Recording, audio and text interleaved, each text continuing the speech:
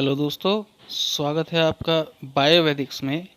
और आप जानते हैं कि आपको यहाँ मिलती हैं बायोलॉजी, जनरल बायोलॉजी और आयुर्वेद से संबंधित वीडियोस हर रोज़।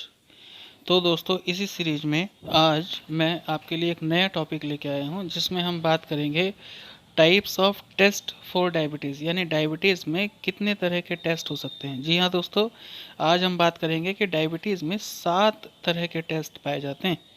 और दोस्तों, आपको ये समझना चाहिए कि आपको टेस्ट के लिए तब जाना है जब आपको कुछ सिम्टम्स आएँ, जैसे कि नींद ज़्यादा आए, ज़्यादा पसीना आ रहा हो, त्वचा पीली पड़ रही हो, चक्कर आ रहे हों, कोऑर्डिनेशन नहीं हो रहा हो, इरिटेबिलिटी यानी चिड़चिड़ापन महसूस हो रहा हो, या फिर भूख ज़्यादा लग रही हो, मुंह सूखता हो ज़्यादा, प्यास ज़्यादा बढ़ रही हो, या फिर आंखों से धुंधला दिखाई दे रहा हो, कमजोरी महसूस हो, या लगातार सर में दर्द रहता हो दोस्तों, या फिर ज़्यादा पेशाब आता हो, तो ऐसी स्थिति में आपको डायबिटीज़ के कुछ बेसिक टेस्ट के लिए जाना चाहिए।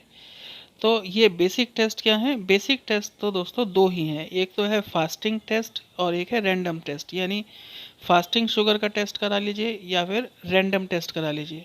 अगर इन टेस्ट में आपका ब्लड शुगर नॉर्मल आता है तो ठीक है, अगर बढ़ा हुआ आता है दोस्तों तो आपको ये टेस्ट लगातार 3 दिन तक रिपीट करना चाहिए और देखना चाहिए कि क्या तीनों दिन आपका ब्लड शुगर बढ़ा हुआ है। अगर ऐसा है तो फिर आपको फर्दर टेस्ट के लिए या फर्दर ट्रीटमेंट के लिए आगे जाना चाहिए। नहीं तो थोड़ा बहुत ब्लड शुगर लेवल ऊपर नीचे तो होता ही रहता है, इसमें चिंता नहीं करनी चाहिए। अगर ज़्यादा बढ़ गया है या ज़्यादा कम हो गया है तो निश्चित रूप से ये चिंता की बात है और इसका इलाज आपको शुरू कर देना चाहिए तुरंत। तो आइए दोस्तों, अब जान लेते हैं आपका फास्टिंग शुगर टेस्ट की रेंज क्या होनी चाहिए। दोस्तों, इसकी नॉर्मल वैल्यू है 80 टू 99 और प्री डायबिटिक वैल्यू है 100 से 125 तक, और जो डायबिटिक वैल्यू है वो 126 या उससे ज़्यादा कोई भी वैल्यू है तो आप डायबिटिक हैं। लेकिन टेस्ट लगातार 3 दिन करना है, तभी आप किसी नतीजे पर पहुंचिए। फिर बात करें रैंडम शुगर की, रैंडम शुगर टेस्ट की, इसे पीपी टेस्ट भी कहते हैं दोस्तों। इसकी जो नॉर्मल वैल्यू है वो 100 से 140 है, जो प्री डायबिटिक वैल्यू है 141 टू 199 है, और डायबिटिक वैल्यू वो है जो 200 प्लस यानी 200 से ज़्यादा कुछ भी हो तो वो आप डायबिटिक कहलाएंगे। इसमें दोस्तों अगर आपका ब्लड शुगर 220 से 230 या इससे ऊपर पहुंचता है तो ये एक डेंजरस सिचुएशन है, आप ध्यान रखिएगा। फिर तीसरे नंबर का टेस्ट है जिसे हम कहते हैं HbA1c टेस्ट, या इसे A1c टेस्ट भी कहते हैं। दोस्तों, ये टेस्ट उन लोगों का होता है जो पहले से डायबिटिक पेशेंट्स हैं, और इस टेस्ट से ये पता लगाते हैं कि पिछले 2 से 3 महीनों में उनका एवरेज ब्लड शुगर लेवल कितना रहा है। तो दोस्तों, अगर ये एवरेज ब्लड शुगर लेवल 5.7% से कम है तो ये एक नॉर्मल वैल्यू है। 5.8 से 6.4% की वैल्यू प्री डायबिटिक कहलाती है, और 6.5% या उससे ज़्यादा की वैल्यू डायबिटिक वैल्यू है। यानी जो रिस्क जोन है वो 5.7% से 6.5% है, इससे ज़्यादा आप डायबिटिक हैं, इससे कम है तो आप नॉर्मल हैं। फिर चौथे नंबर का एक और टेस्ट होता है दोस्तों जिसे ग्लूकोज स्क्रीनिंग टेस्ट कहते हैं। इसमें पेशेंट को ग्लूकोज वाटर पिलाते हैं और फिर उसको 1 घंटे बाद ब्लड शुगर टेस्ट करते हैं।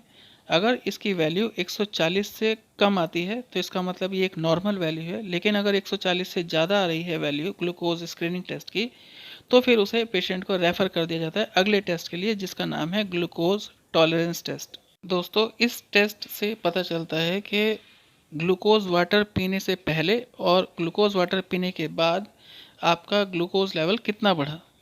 तो इसमें सबसे पहले फास्टिंग शुगर लेवल टेस्ट किया जाता है, फिर उसके बाद ग्लूकोज वाटर पिला करके 2 घंटे बाद टेस्ट किया जाता है, और उसमें फिर ये देखा जाता है कि 140 तक तो ब्लड शुगर नॉर्मल है, 141 से 199 तक जो है वो प्री डायबिटिक कंडीशन है, और अगर 200 या 200 से ज़्यादा कुछ भी रीडिंग आ रही है तो आप डायबिटिक हैं। फिर अगली बात करें दोस्तों कि अगर आपका डॉक्टर ये सोचता है कि आप कहीं टाइप 1 की डायबिटीज़ के शिकार तो नहीं है तो फिर उसके लिए वो अलग टेस्ट कराता है। 2 तरह के टेस्ट होते हैं इसमें। पहला टेस्ट तो है दोस्तों ऑटो एंटीबॉडी टेस्ट, और दूसरा टेस्ट होता है यूरिन का टेस्ट।